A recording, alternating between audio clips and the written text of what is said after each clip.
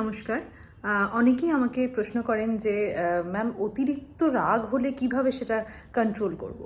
So অতিরিক্ত রাগ control করার জন্য আগে অতিরিক্ত রাগের কারণ খুঁজে বার করতে হবে। তো অতিরিক্ত রাগ অনেক কিছুর মানসিক সমস্যার একটা ইন্ডিকেটর হতে পারে। অনেক সময় মন খারাপের থেকেও আমরা কিন্তু একটু বিরক্ত বা রাগ প্রকাশ করি যখন আমাদের সিচুয়েশনের উপর কোনো কন্ট্রোল থাকে না, তখন আমাদের ফ্রাস্ট্রেটেড লাগে, তার থেকে একটা রাগ আসে।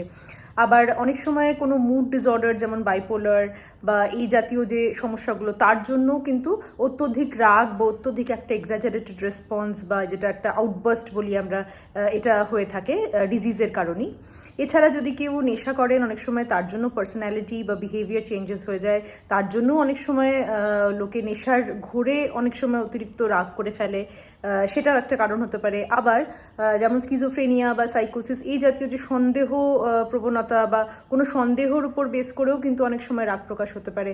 বাচ্চাদের ক্ষেত্রে অনেক সময় তারা যখন ডিম্যান্ড মানে তাদের সম্পূর্ণ হয় না, সেটা বাবা মারা মানা করেন, বা যদি তাদের আন্ডারলাইন কোনো মন খারাপ বা কোনো কেউ কিছু বকেছে, বকাঝকা করেছে, তার জন্য তাদের মন খারাপের এক্সপ্রেশনটা অনেক সময় রাগের মতন করে হয়। সো রাগের অনেক রকম ধরন হতে পারে। রাগের যে একটা আউটবার্স্ট, সেটার যে একটা লিমিট, সেটাও হতে পারে। কেউ কেউ হয়তো ভাঙচুর করেন, কেউ হয়তো রেগে দু চারটে আজে বাজে কথা বলে ফেলেন, কেউ হয়তো কান্নাকাটি করেন। অনেক সময় রাগে লোকে অজ্ঞান হয়ে যায়, হ্যাঁ, ফেইন্ট হয়ে যায়। রাগার পরে একটা অদ্ভুত ধরনের রেসপন্স আসে। সো অনেক ধরনের এক্সপ্রেশন হতে পারে এক্সেস অ্যাঙ্গারের।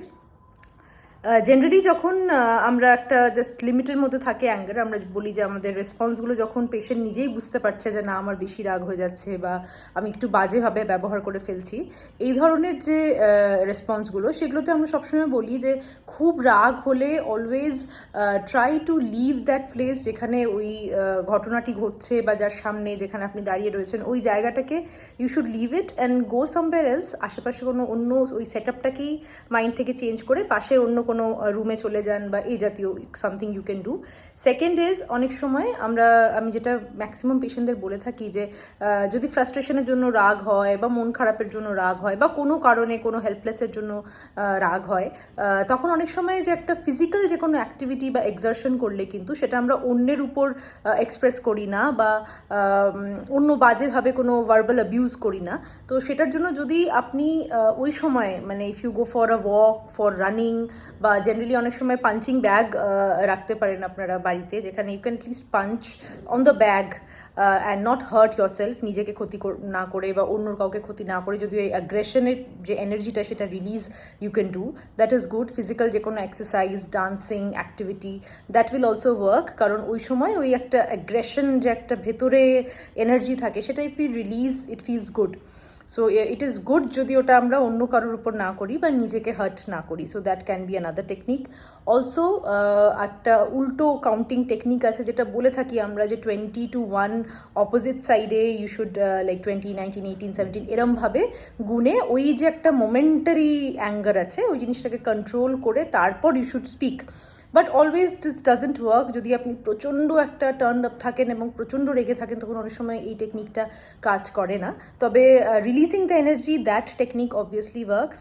এবং তার সাথে সাথে রেগুলার মেডিটেশন করুন, ডিপ ব্রিদিং করুন, এবং পড়াশুনো করুন, মানুষের সঙ্গে মিশুন, বুঝুন, নিজেকে জানুন, এবং অন্য রেসপন্সগুলো, অন্যের ওপিনিয়নগুলোকেও একটু রেসপেক্ট করুন, যাতে যে কোনো যখনই কিছু আপনার অ্যাগেনস্টে বা আপনার যেটা পছন্দ না এমন কোনো ওপিনিয়ন আপনাকে শুনতে হচ্ছে, বা কোনো সেরম ধরনের কোনো রেসপন্স আপনি অন্যদের কাছ থেকে পাচ্ছেন, তখন যেন আপনার একটা মার্জিত লিমিটেড রেসপন্স হয়।